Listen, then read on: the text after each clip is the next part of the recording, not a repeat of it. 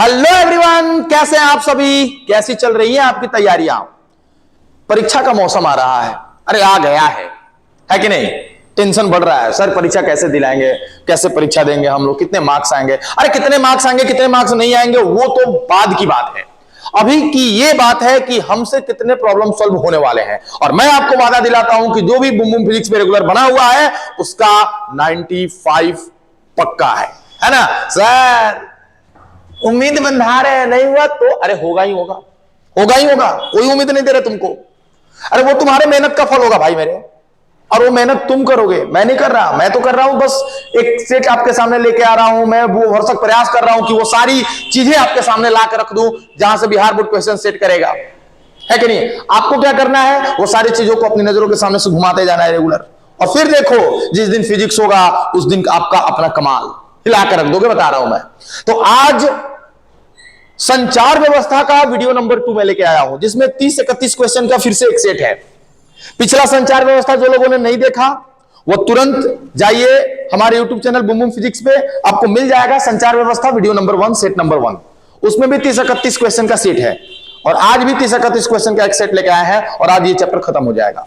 और मैं आपको बता दूं कि जो भी भाई मेरे इस चैप्टर पे नए हैं प्लीज सब्सक्राइब कर लें और वीडियो को लाइक कर दें, है ना? तब हम लोग अब शुरुआत करते हैं। और एक बात और, गुरुवार को 1 दिसंबर को लाइव आएंगे हम लोग, शाम को 7 बजे लाइव आएंगे और प्रत्यावर्ती धारा डिस्कस करेंगे। क्या डिस्कस करेंगे? प्रत्यावर्ती धारा। चलिए शुरू करते हैं हम लोग अपना संचार व्यवस्था। जैसा कि आप जानते हैं दोस्त, संचार व्यवस्था की बात है तो सारी चीजें संचार व्यवस्था में टेलीफोन मोबाइल वगैरह की ही बात होगी। देखो पहला क्वेश्चन किसकी बात हो रहा है?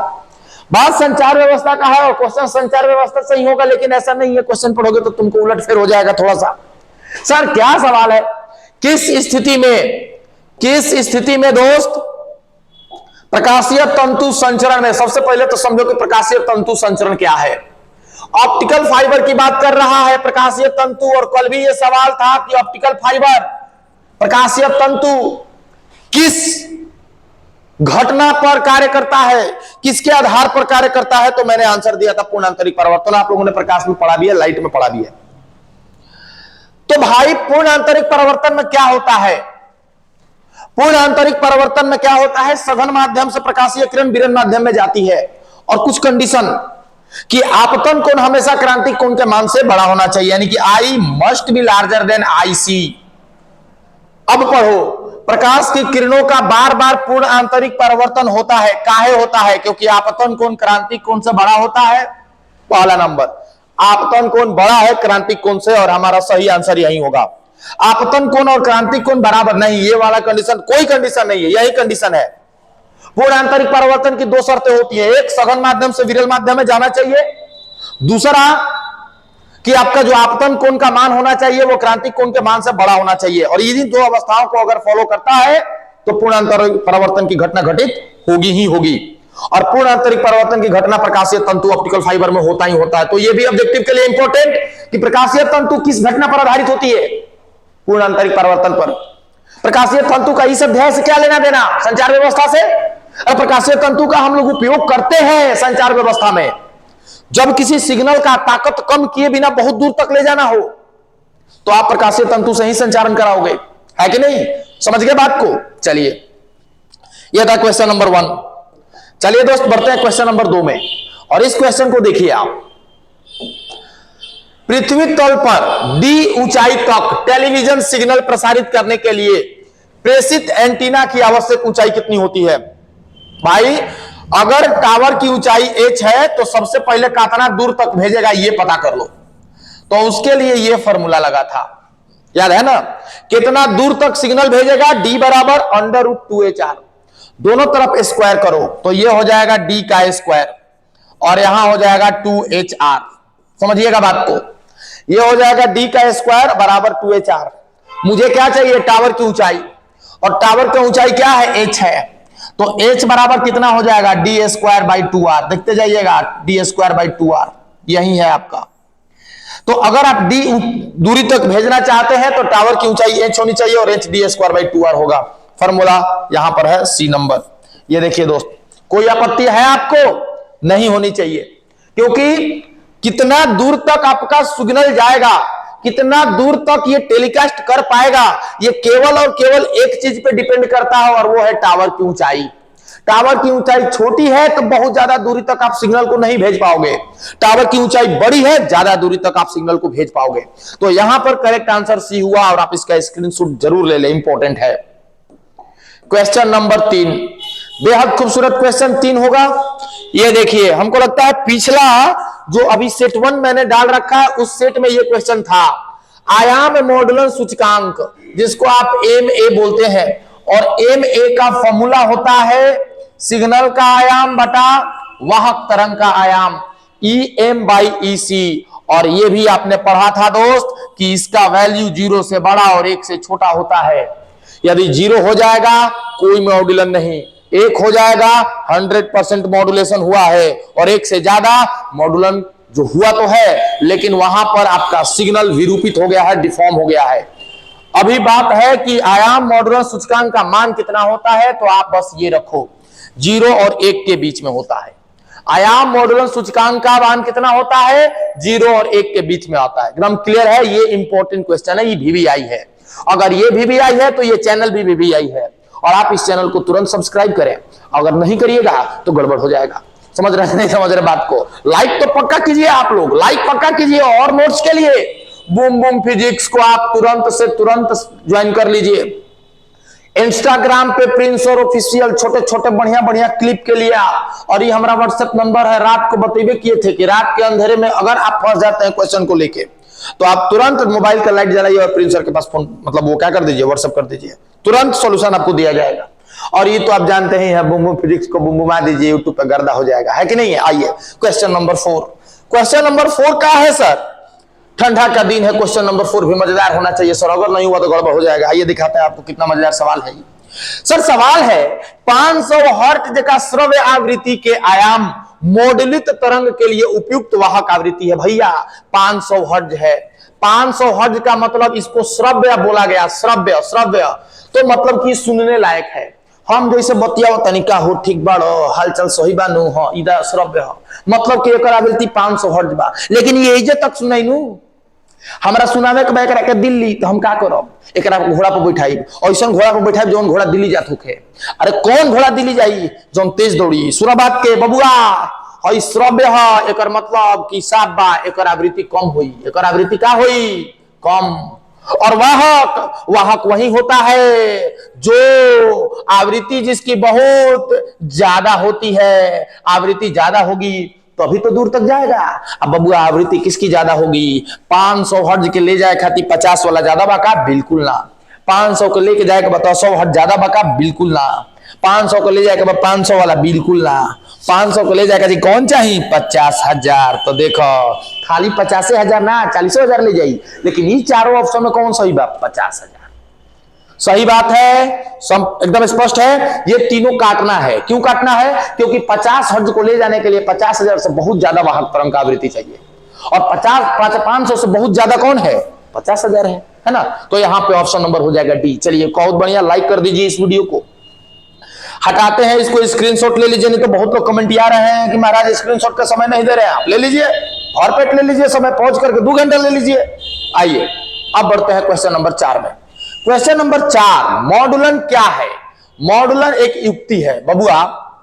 मॉडुलन कहो, मॉड्यूलेशन कहो, वही प्रक्रिया है कि कम आवृत्ति वाले जो भी हमारे पास तरंगे हैं उनको अधिक आवृत्ति वाले तरंगों के ऊपर बिठा दें और उनको बहुत दूर तक भेज दें, और इसी प्रक्रिया को कहा जाता है मॉडुलन। तो हमारा ऑप्शन नंबर ए पढ़ो। एक रेडियो वाहक आवृत्ति पर जानकारी अंकित होती है। यहां पर लिखा हुआ देखो, स्पष्ट नहीं है कुछ भी यहां से, लेकिन जानकारी अंकित होने का कुछ मतलब है कि यहां एक रेडियो वाहक, जैसा अभी मैंने बोला, एक रेडियो वाहक को जानकारी अंकित है कि 50,000 हर्ट्ज है इसका मतलब कि आप इस पर 500 हर्ट्ज वाले के जो श्रव्य ध्वनि तरंगे हैं या श्रव्य तरंगे हैं, इनको आप इस पर अध्यारोपित कर दीजिए और ये लेके चला जाएगा। तो मॉडुलन यही कार्य करता है। तो मॉडुलन कौन सी युक्ति है? यही काम करेगा। ऑप्शन बी भी पढ़ सकते हो। 2 आवृत्तियों को अलग नहीं कर सकता, वाहक से जानकारी अलग नहीं कर सकता। ये तो वाहक से जानकारी को अलग करिएगा ना, तो इसको डीमॉड्यूलेशन कहा जाएगा। ध्वनि आवृत्ति सिग्नल का प्रवर्धन नहीं, प्रवर्धन का काम ही थोड़ी करेगा। तो ऑप्शन नंबर कौन सा सही है आपका? ए नंबर सही है। समझ रहे हैं ना बात को? चलिए, बहुत खूबसूरत सवाल था। 5 के बाद क्वेश्चन नंबर आ गया 6। रेडियो तरंग का वेग क्या होता है? देखो, बहुत सारे लोग संचार व्यवस्था में ही इसका आंसर नहीं करिएगा। आपने विद्युत चुंबकीय तरंग भी पढ़ा तो भी आंसर कर लीजिएगा। क्यों? रेडियो तरंग क्या है? इलेक्ट्रोमैग्नेटिक वेव है। और इलेक्ट्रोमैग्नेटिक वेव सारे के सारे प्रकाश की चाल से चलते हैं। तो 3 × 10⁸ मीटर प्रति सेकंड इसका चाल होगा। तो हमारा ऑप्शन नंबर ऐसा ही बी दिख रहा है। दिख रहा है कि नहीं दिख रहा है? क्लियर है ना? खूब बढ़िया। रेडियो तरंगों का वेव होता है प्रकाश की चाल के बराबर। क्वेश्चन नंबर 7 देखो दोस्त, विरूपण विहीन मॉड्यूल। देखो, विरूपण विहीन, अगर आप विरूपण चाहते हो तो आपका जो एमए होना चाहिए लार्जर देन 1, यानी कि 100% से भी ज्यादा। अगर आपका मॉड्यूलन सूचकांक का प्रतिशत 100% से ज्यादा है, मतलब कि आपका जो सिग्नल है वो विरूपण वाला हो जाएगा, विरूपित हो जाएगा। ये कह रहा है विरूपण विहीन, माने विरूपण नहीं होना चाहिए। तो विरूपण नहीं होगा तो उस मॉड्यूल का सर्वाधिक प्रतिशत क्या होगा? 100%। 100%। देखो इसमें होता क्या है, इसमें आपका इस तरह का वो आएगा, और अब इसके बाद जुग जुग जुग जुग जुग जुग जुग जुग जुग जुग जुग जुग जुग जुग जुग। हमको लगता है कि आज ही क्लास में डिस्कशन हुआ था, आज ही क्लास में हुआ था। और इसके बाद हम क्या करेंगे? तिनक तिनतन, और ऐसे ऐसे ये देखो, ये देखो, यहां पर बोलेंगे कि यहां पर 100% आपका हो रहा है। यहां पर 100% जो है आपका प्रतिशत है मॉड्यूलन का 100%। अगर 1/2 होता अगर ए में, याद ही होगा आज का क्लास। तो अब ये मॉड्यूलन किस टाइप का हो जाता है? यहां पे सप्ताह नहीं, यहीं से चला जाता, यहां पे भी सप्ताह नहीं, यहीं से चला जाता, और इस पर जो तरंगे हैं डिग डिग डिग डिग डिग डिग ऐसे ऐसे जाती है ना। और अगर 100% से ज्यादा ये वाली कंडीशन आ जाए, तो ये वाली कंडीशन में देखो, ये एगो यहां, एगो यहां, एगो यहां, एगो यहां, और इसमें तरंगे यहां तक आएंगी, बीच में खाली यहां पर जाएंगी। समझ रहे हो? तो ये वाला यहां पर है। तो मॉड्यूलन जो होगा अगर 0 से 1 के बीच में है तो आपको सही जाएगा, और अगर 1 से ज्यादा यानी 100% से ज्यादा हुआ तो विरूपण हो जाएगा उसमें। तो विरूपण विहीन के लिए सबसे अधिक प्रतिशत 100% होना चाहिए, और आपका ऑप्शन नंबर कितना हो जाएगा? ए हो जाएगा। ठीक है, चलिए क्वेश्चन नंबर 7 था। क्वेश्चन नंबर 8, ये देखो क्वेश्चन, आयाम मॉड्यूलित में वाहक तरंग क्या करते हैं? वाहक तरंग कैसे बदलता है? आयाम मॉड्यूलन में देखो यही चीज है, हम आपको बताए थे कि वोल्टेज बड़ा इंपॉर्टेंट रोल प्ले करता है, और इसके लिए आपको ये वाला इक्वेशन हम लोगों ने एक लिखा था, आपको याद होगा क्लास में। मतलब कि यहां पर जो आयाम है वो वोल्टेज के अनुसार बदलता है। आयाम मॉड्यूलित में वाहक तरंग का आयाम स्थिर रखा जाता है? बिल्कुल नहीं। तो फिर आयाम मॉड्यूलेशन हुआ कैसे? आयाम मॉड्यूलेशन में आवृत्ति की बातें मत कीजिए। आयाम मॉड्यूलित वोल्टेज के अनुसार बदलता है, जी हां, और आयाम मॉड्यूलित आवृत्ति के अनुसार बिल्कुल नहीं। याद रखिएगा, चारों ऑप्शन काट दिया मैंने, इसमें देख लो क्या होगा। आयाम मॉड्यूलित में वाहक तरंग का आयाम मॉड्यूलित वोल्टेज के अनुसार बदलता है, याद रखोगे। ठीक है, चलिए खूब बढ़िया। क्वेश्चन नंबर 9 में आते हैं। 9 नंबर क्वेश्चन क्या है? एकल पार्श्व बैंड जिसमें वाहक तरंग निरुद्ध कर आयाम मॉड्यूलित किया गया है, द्विपार्श्व बैंड पद्धति की तुलना में ज्यादा पसंद किया जाता है। क्यों पता है? क्योंकि इसमें कम बैंड चौड़ाई की आवश्यकता होती है। एकल पार्श्व बैंड में कम बैंड चौड़ाई की आवश्यकता होती है, यही कारण है कि द्विपार्श्व बैंड पद्धति की तुलना में उसको ज्यादा पसंद किया जाता है। एकदम आसान सा सवाल था ये। चलिए क्वेश्चन नंबर 10 क्या है? क्वेश्चन नंबर देखो यहां ध्यान से, आयाम मॉड्यूलित तरंग में सूचना निहित होता है। याद करो, ऐसे ऐसे डुक डुक डुक डुक डुक डुक डुक डुक डुक डुक डुक डुक डुक डुक। अब ये तो वाहक होते हैं, ये तो वाहक होते हैं अंदर वाले। ये साइड वाले आपके जो होते हैं ना, सिग्नल ले जाते हैं साइड वाले। तो ये साइड वालों में तरंग होता है, साइड वालों में सूचना होता है, और साइड वालों को क्या कहा जाता है? पार्श्व बैंड। तो भैया जो सूचना होता है केवल पार्श्व बैंडों में होता है। सूचना क्या होता है? केवल पार्श्व बैंडों में। क्लास किया होगा तो मैंने बताया होगा। ये जो बीच में जा रहे हैं ना, ये वाहक है, ये तो ले जा रहे हैं। अरे कोई आपको कान में बात बोला कि बबुआ कान में कहला सा, कान में हमारा कोनो कान में कुछ सूचना मिलल, बाबूजी हमारा कान में कुछ सूचना देले कि जो दिल्ली एगो आदमी भाई बतिया का बता दी है, हम ट्रेन पे बैठ के दिल्ली में चल गए, नहीं तो तू बताओ सूचना हम का कहनी, हम एगो तरंग हो गई, ट्रेन एगो तरंग हो गई, तो हम ट्रेन के अंदर बैठ गए और तरंग हमको ले जा रही है, ट्रेन हमको ले जा रही है। तो सूचना किसके पास है? हमारे पास है कि ट्रेन के पास है? हमारे पास है। हम कहां हैं? ये देखो, ये है आपका सिग्नल तरंग और ये ट्रेन है, ये वाहक तरंग। तो वाहक के पास सूचना नहीं होता, सिग्नल तरंग के पास, सूचना के पास सिग्नल होता है, सूचना होता है। और ये पार्श्व बगल से जा रहे हैं तो बबुआ केवल पार्श्व बैंडों में सूचना होता है। स्पष्ट है? आवाज क्लियर आ रही है आप सभी की? खूब बढ़िया। चलिए क्वेश्चन नंबर 10 के बाद क्वेश्चन नंबर 11। क्वेश्चन नंबर 11 देखिए, क्वेश्चन नंबर 11 क्या है? दृश्य सिग्नल, है ना, दृश्य सिग्नल टेलीफोन व्यवस्था में होता है। दृश्य सिग्नल टेलीफोन व्यवस्था में क्या होता है? दृश्य सिग्नल टेलीफोन व्यवस्था में क्या होता है? देखिए, अगर आप बात करेंगे कि दृश्य सिग्नल टेलीफोन व्यवस्था में क्या होता है, आवृत्ति सिग्नल होती है, आवृत्ति मॉड्यूलेशन होता है, या एम्पलीट्यूड मॉड्यूलेशन होता है, या पल्स मॉड्यूलेशन होता है, या कला मॉड्यूलेशन होता है। तो ध्यान दीजिएगा, इसमें आवृत्ति मॉड्यूलेशन होगा। क्या होगा? आयाम मॉड्यूलेशन भी होता है, आयाम मॉड्यूलेशन भी होता है। लेकिन यहां पर आप ध्यान दीजिएगा कि दृश्य सिग्नल आपको क्या करना है? देखना है, तो फ्रीक्वेंसी क्या करनी पड़ेगी? फ्रीक्वेंसी बढ़ानी पड़ेगी। तो इसीलिए मैंने क्या करा, इसमें आवृत्ति सिग्नल, आवृत्ति मॉड्यूलेशन वो किया। चलो क्वेश्चन नंबर 12। वैसी युक्ति जो मॉड्यूलन तथा डीमॉड्यूलन दोनों का कार्य करता है, दोनों का कार्य करता है, उसे क्या कहोगे? जो मॉड्यूलन और डीमॉड्यूलन दोनों का काम करे उसको मॉडेम कहा जाता है। देखो मॉडेम, मॉडेम बना ही है दो चीजों से, मो और डेम। मो का मतलब मॉड्यूलेशन, मो का मतलब मॉड्यूलेशन, और डेम जो बना है डीमॉड्यूलेशन का पहला 3 गो वर्ड है। तो मॉडेम जो होता है मॉड्यूलेशन और डीमॉड्यूलेशन दोनों का कार्य करता है। तो हमारा सही आंसर यहां पे कौन होगा? सी होगा। ठीक है, चलिए खूब बढ़िया। 13 नंबर, एक सिनोसाइडल आयाम मॉड्यूलित तरंग का मॉड्यूलन घटक का मान क्या होता है? एक आपका सिनोसाइडल आयाम मॉड्यूलित तरंग का मॉड्यूलन घटक का मान, देखिए मॉड्यूलन घटक वही एम ए का मान, और आपको पढ़ाया है मैंने ई एम बाई ईसी होता है। ई एम बाई क्या होता है? ईसी होता है। और यहां से आप क्या कर लोगे? ऑप्शन नंबर सी कर लोगे। एकदम बेहद आसान सवाल, बेहद आसान सवाल है। 14 नंबर क्वेश्चन देखिए, 14 नंबर क्वेश्चन में क्या है? आयन मंडल में उपस्थित आयन है। देखो आयन मंडल में दो तरह के चीज होते हैं, एक तो आपका फ्री इलेक्ट्रॉन। आयन मंडल में दो चीजें होती हैं, याद कर लो, आयन मंडल में दो चीजें, एक तो फ्री इलेक्ट्रॉन जो कि आवेश है, आयन नहीं है। आवेश और आयन अलग अलग चीजें होती हैं। और दूसरा धनायन होता है। दूसरा क्या होता है? धनायन, है ना। तो देखो कह रहा है कि आयन मंडल में उपस्थित आयन है। कौन आयन पूछ रहा है? तो आपके पास मुक्त इलेक्ट्रॉन ऑप्शन में है, लेकिन आप इसको नहीं बोल सकते हो। क्यों? क्योंकि ये आयन नहीं है, ऋणायन होते नहीं है, मुक्त पॉजिट्रॉन होंगे नहीं। तो यहां पर ऑप्शन आपका क्या है? आयन में कौन होता है? धनायन होता है। आप इसको याद कर ले। खूबसूरत सवाल था दोस्त। क्वेश्चन नंबर 15, क्वेश्चन नंबर 15, आयन मंडल का व्यवहार रेडियो तरंगों के लिए कैसा होता है? देखो ये आयन मंडल है और रेडियो तरंगे यहां से गई और रेडियो तरंगे यहां जाके वापस आ जाती हैं। इनका पूर्ण आंतरिक परिवर्तन होता है। इन रेडियो तरंगों का क्या होता है? पूर्ण आंतरिक परिवर्तन। अब पूर्ण आंतरिक परिवर्तन के लिए कब होता है? जब ये सघन से कहां जाए? विरल में।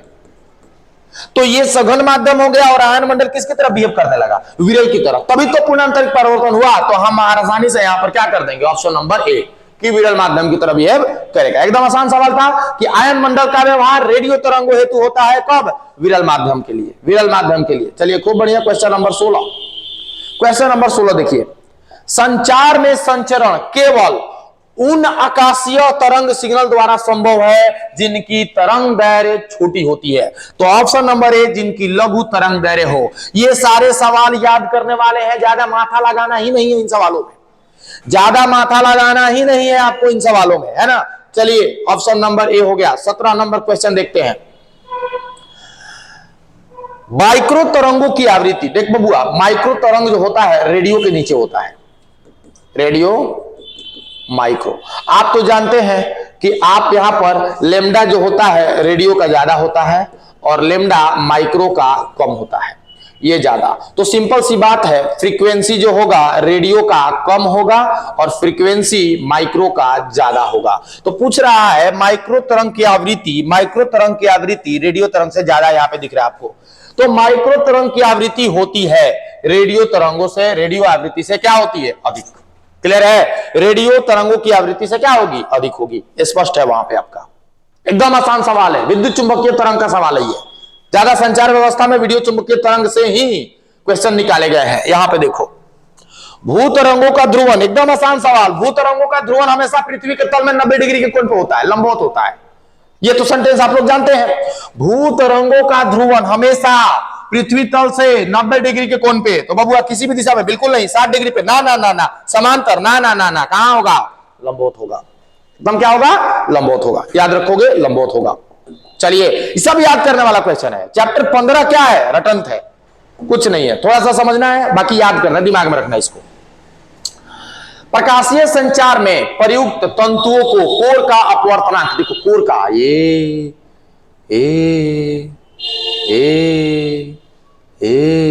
कोर है, बीच में खाली होता है, और ये क्वार्टज का बना होता है। ये किसका बना होता है? क्वार्टज का बना होता है। क्वार्टज का, क्वार है ना, टच, क्वार्टज,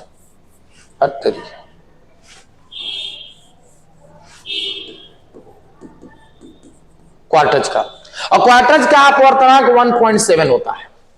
समझ रहे हो ना? 1.7। तो याद रखिएगा कि उसको घेरने वाली परत से जो उसको घेरा है उसका अपवर्तनांक उसमें ज्यादा होगा, मतलब कि कॉर्नर वाले का ज्यादा होगा। तो प्रकाशीय संचार में प्रयुक्त तंतुओं को कोर का अपवर्तनांक, कोना का, घेरने वाली परत से क्या होता है? अधिक होता है। अधिक होता है ना, एकदम अधिक होता है। Clear? Okay okay okay. 20 number question आइए। 20 नंबर क्वेश्चन, संचार तंत्र का कौन सा भाग नहीं है? जी, प्रेषण है, इसी में तो बोलते हैं हम लोग। संचरण, हाँ जी, संचार चैनल में जाता है तो संचरण ही कहा जाता है। अभिग्रहण, हाँ जी, रिसीव करके उधर से सुनते हैं हम बात को, अभिग्रहण, ये संचार चैनल। ऊर्जा, नहीं, ये जो है भाग नहीं है। तो संचार तंत्र का भाग नहीं है कौन? यहां ऊर्जा। ये तीनों भाग है, ये ऊर्जा नहीं है। चुनना तो है यार, इनसे सवाल होगा, चुनना तो है और कुछ करना थोड़ी है। 21 नंबर सवाल, 21 नंबर, एनालॉग संचार तंत्र का उदाहरण नहीं है। एनालॉग संचार तंत्र का उदाहरण नहीं है। देखो फैक्स, ये एनालॉग नहीं होता, ये एनालॉग संचार तंत्र का भाग नहीं है। कौन? फैक्स, फैसिमाइल जिसको बोलते हैं, फैसिमाइल टेलीग्राफ जो होता है, इसका फैक्स का फुल फॉर्म फैसिमाइल से लिया गया है। एनालॉग संचार तंत्र का जो उदाहरण नहीं है, और हमारा आंसर नंबर कौन हो जाएगा? ए हो जाएगा। देखिए बेहद आसान आसान सवाल है, आपको ये सब याद कर लेने हैं, क्योंकि जो भी आएगा इसी से आएगा। निम्नलिखित में सही अंकीय संचार का उदाहरण कौन नहीं है? Television network. बस तुरंत याद कर लेना इसको, ये सारे याद करने वाले सवाल है। टेलीविजन नेटवर्क है ना, ये सही अंकीय संचार का उदाहरण नहीं है। 23, आयाम मॉडुलन का कौन सा दोष नहीं है? देखो आयाम मॉडुलन होने पर एक तो शोर उत्पन्न होता है, दूसरा सुनना जो है, शोर जो आपका श्रव्य आवृत्ति आती है, श्रव्य जो तरंगे आती हैं, उनकी गुणवत्ता कम हो जाती है, इफिशियंसी कम हो जाती है। मतलब शोर भी है बढ़िया, श्रव्य गुणवत्ता में कमी भी आती है, दक्षता में कमी भी आती है। लेकिन निर्गत सिग्नल चैनल की अधिक चौड़ाई, ये इसका दोष नहीं है। तो हमारा ये वाला नहीं, तो आयाम मॉडुलन का दोष नहीं है, आपको चुनना है। तो ये तीनों तो दोष है, चौथा नंबर नहीं है। तो आपका सही आंसर कौन होगा? आपका सही आंसर होगा डी। आज ही मैंने सारी क्लास में लिखवाया है, आज ही लिखवाया मैंने, है ना। चलिए क्वेश्चन नंबर 24 अंकीय सिग्नल को बनाए जाते हैं। देखिए अंकीय सिग्नल को बनाने के लिए, अंकीय सिग्नल को बनाने के लिए कम से कम आपको 4 गो बिट चाहिए। को चाहिए 4 गो बिट, 4 गो बिट चाहिए, नहीं तो 8 गो चाहिए, नहीं तो 12 गो चाहिए। या तो आप 4 गो से बिट से बनाइए अंकीय सिग्नल, या फिर 4 का कोई गुणज आ जाए उससे अंकीय मतलब आप बनाइए सिग्नल। तो देखो क्या 1 बिट के शब्दों से बनेगा? बिल्कुल नहीं बनेगा। 4 बिट से हाँ बनेगा, 4 बिट शब्द या उसके गुणज, एकदम बढ़िया। देखो बी नंबर, अगर आपको अंकीय सिग्नल बनाना है, अगर आपको अंकीय सिग्नल बनाना है तो आप क्या करोगे? 4 गो बिट लोगे, 0 1 1 1 या 0 0 0 0 ऐसे ले लो। तो इन 4 गो बिट मिला के, 8 गो बिट मिला के, 12 बिट मिला के, 16 बिट मिला के, 40 44 48 52 जो भी बिट जो 4 से कट जाए उन सब से आपका अंकीय सिग्नल बन सकता है। तो आपका सही आंसर कौन होगा? बी होगा। यहां पर अब देखो क्वेश्चन नंबर 25 की जब बात करेंगे दोस्त तो खूबसूरत है। 250 किलोमीटर से 400 किलोमीटर, रुक जा, 250 किलोमीटर से 400 किलोमीटर की दूरी की परत को क्या कहा जाता है? 250 किलोमीटर से 400 किलोमीटर की परत को हम एफ परत नाम देते हैं। क्या नाम देते हैं दोस्त, याद रखिए। 250 किलोमीटर से ऊपर और 400 किलोमीटर तक की परत की जो चौड़ाई होती है उसको आप क्या नाम दोगे, एफ परत नाम दोगे। अब आ जाइए क्वेश्चन नंबर 26। क्वेश्चन नंबर 26 क्या है, भू स्थिर उपग्रह, तुमको मतलब पता है भू स्थिर उपग्रह, कल ही मैंने बताया था, जियो स्टेशनरी सैटेलाइट जिसका आवर्तकाल 24 घंटा, जिसका आवर्तकाल कितना घंटा, 24 घंटा, और ये पृथ्वी तल से कितना ऊंचा होते हैं, लगभग 36,000 किलोमीटर। कितना, लगभग 36,000 किलोमीटर। तो देखो 36,000 किलोमीटर के आसपास कौन सा है, 35,930, ये देखो जी हाँ, 36,000 किलोमीटर के आसपास आपका जो होता है भू स्थिर उपग्रह पृथ्वी के तल से होता है, और आपका आंसर नंबर क्या हो गया, बी। कल के सवाल में पूछा था आवर्तकाल कितना होता है, 24 घंटा।